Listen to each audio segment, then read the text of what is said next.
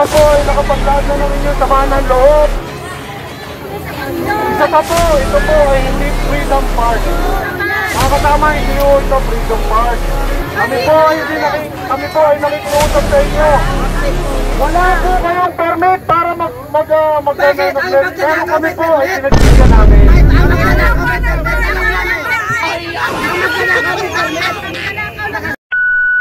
Ayoko na maagrabyado kayo ng mga pulis. Bakit?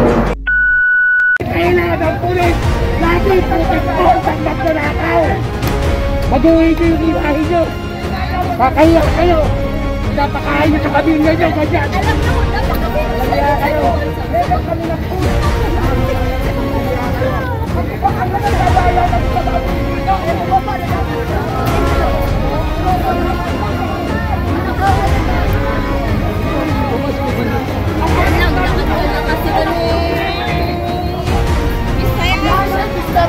Tutulak ko kami ng pagkaro sa kanya.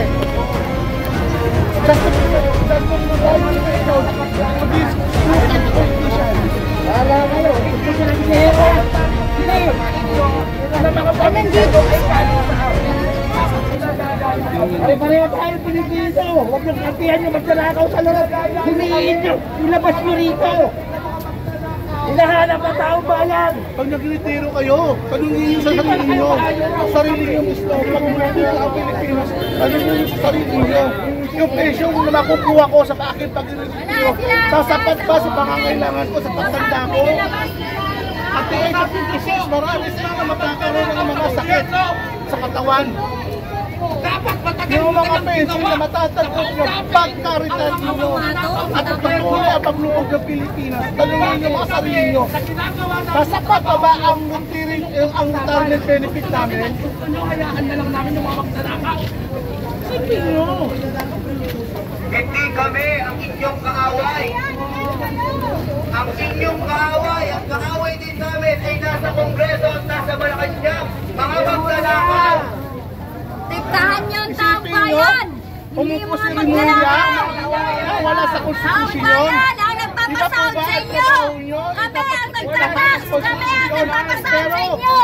Kami nagbibigay ng mga pananamit niya! Na inilagay sa Pagkain ng posisyon pamilya niya!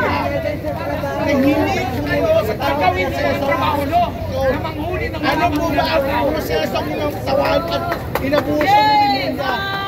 First time mo ba ito? Oo. Kulang pa nga ito? Hindi kasi yung ano kasi, pag kami kasi nagralo, hindi naman kasi nagralo. Yun, pag nagralo ulit yun ito. Ayaw pala, nandun sa Luneta na. Nagralo ulit yun. Kapagod lang sila dyan eh, hindi naman susugod yung mga tao eh. Oo.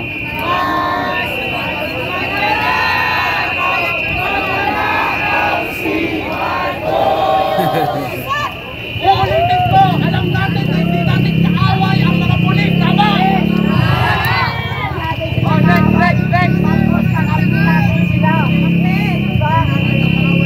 Next!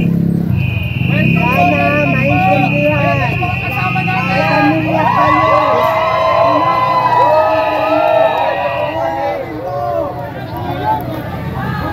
Bigyan niyo kami ng daan. Welcome! Dito sa laban! Forward!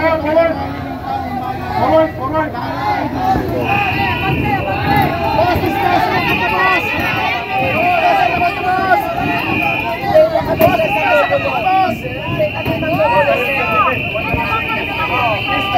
Tatamaan tayo dito kay. Hindi naman tayo magugulo. Hindi, pag nag-forward yan siya. Ano yan?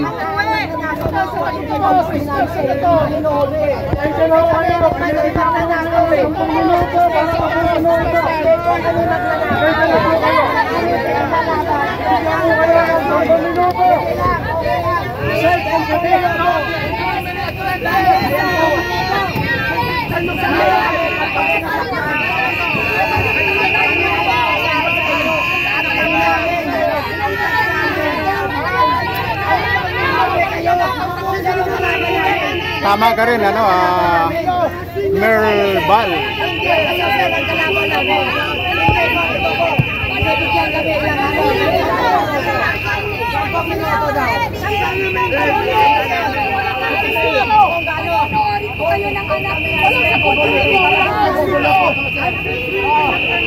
Yan po guys, ang dami pong mga kapulisan dito. Para bang medyo unfair, di ba? Kasi pag mayayaman, tingnan mo, ang nagpoprotekta mga pulis, napakadami, di ba? Pero pag mahirap, isang pulis man lang, mahirap mag ano. Ayan, Miss Judge, maraming salamat. Medyo nagkatensyon na po dito, Miss Judge, gawa ng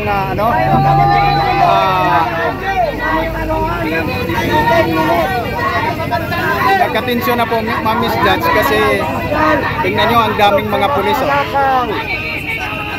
Paurong sila ng paurong.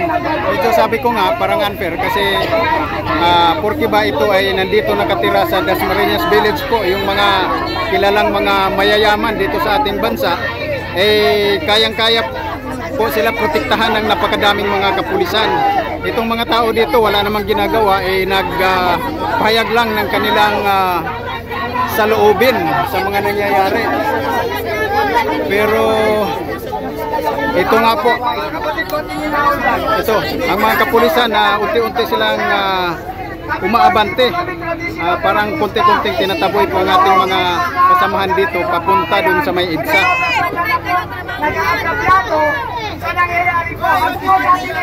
Tama ka, Miss Judge. Ginagawa nilang security guard. Dapat merong gumagawa ng batas na pag mayaman, bawal sila gumagamit ng mga puwersa ng mga nasa gobyerno. Kagaya nitong mga kapulisan, hindi ba? Dapat kung kumuha sila, yung mga security guard lang. Ayan, Forbis ba yan o Dasma Village? Dasma Village po to, ano? Miss Judge, nung una pong dumating kami kanina dito, hindi kami pinaparking.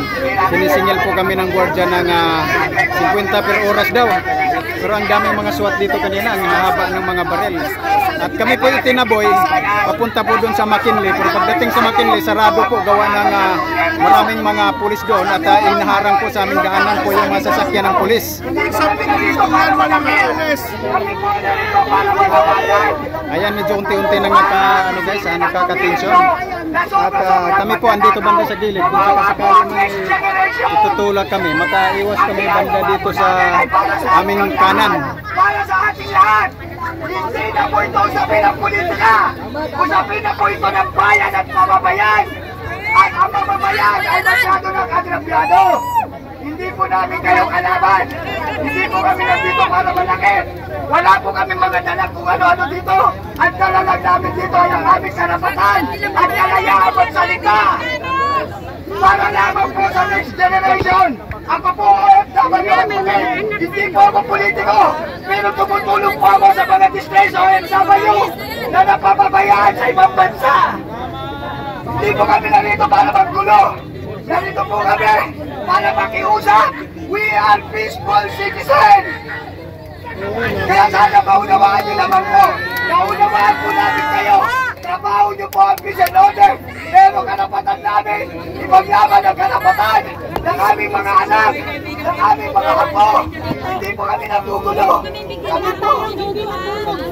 This is a matter of right and freedom. Hindi na po ito usapin ng politika. Hindi na po ito usapin ng Duterte. Hindi na po ito usapin ng Marcos. Usapin na po ito ng kinabukasan ng ating mga salinlain. Kaya mga naming kapulisan, ako po graduate ng PCCR, Criminology at naging intern ni General Maganto na nakasaintin dito sa Makati. Ay patuloy ako. Pero kasama nila ako dahil nasasaktan na rin ako. Maraming salamat ulit sa sobrang kahirapan, sobrang pagbuburakot ng mga politiko. Kayo po ay Kawawa mga anak nyo! nagtanong kayo na tago sa Paglaban niyo yung magiging anak nyo! Naka-beauty yung anak nyo!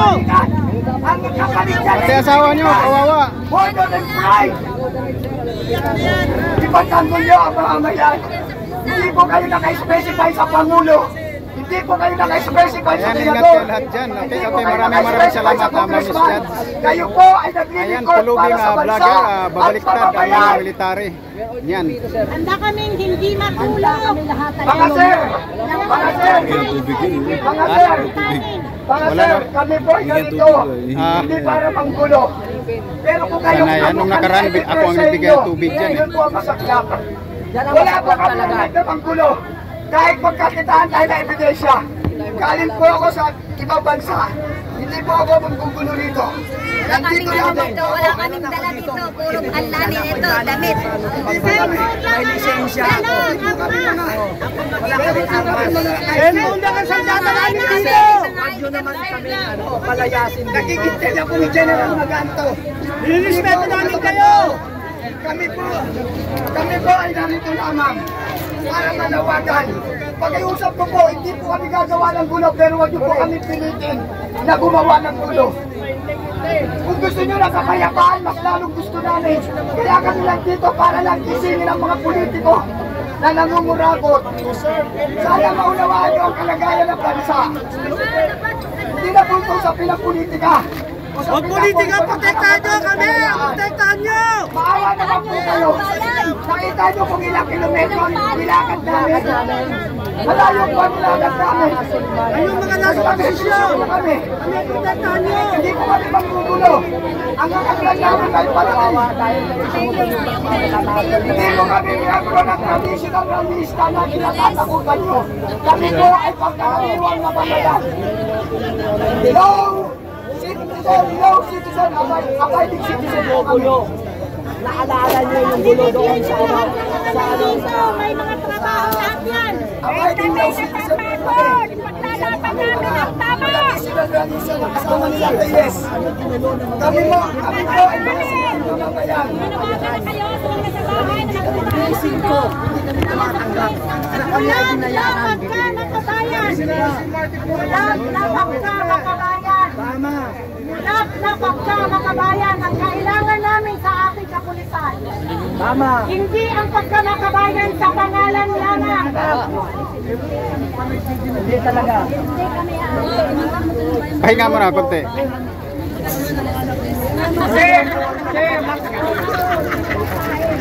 Pakinggan natin kung tayo Hello. Pero po ay nakapaglaad na ng inyong samahan ng loob. Isa pa po, ito po ay hindi Freedom Park. Mga kasama, hindi po ito Freedom Park. Kami po ay nakikiusap sa inyo. Wala po kayong permit para mag-manifest. Pero kami po ay pinagbigyan namin.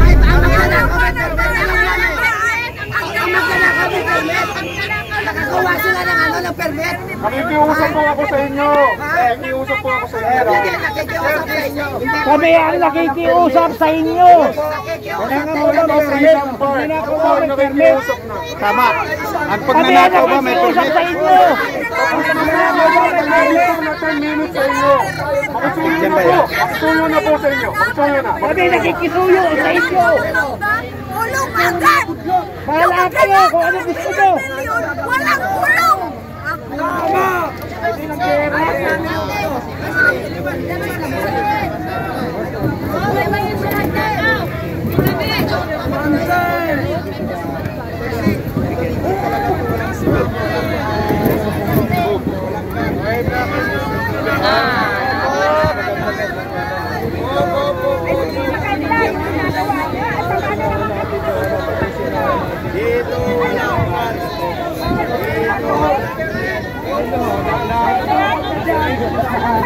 Tama nga, ang pagnanakaw, no? Walang permit. Protektado pa ng mga alagad ng batas.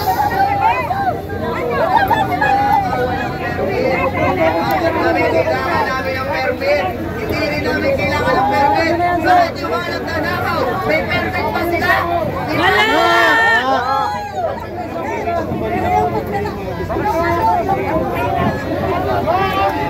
Alam po namin na hindi ito freedom park. Ito po ay public. Dapat ba? Sarap siguro pakinamdam na. Yung mga residente din doon, nagpipinipon pala sugod din dito ba? Kaya lang, mayaman. Kampi sa mayaman yan. Kampi talaga sa mayaman din yan. So pag mayaman, protektado, pag tayo, wala. Yun nga ang problema dyan eh. Di ba? Ito, bayad ng mayayaman to. Magkakaroon dyan.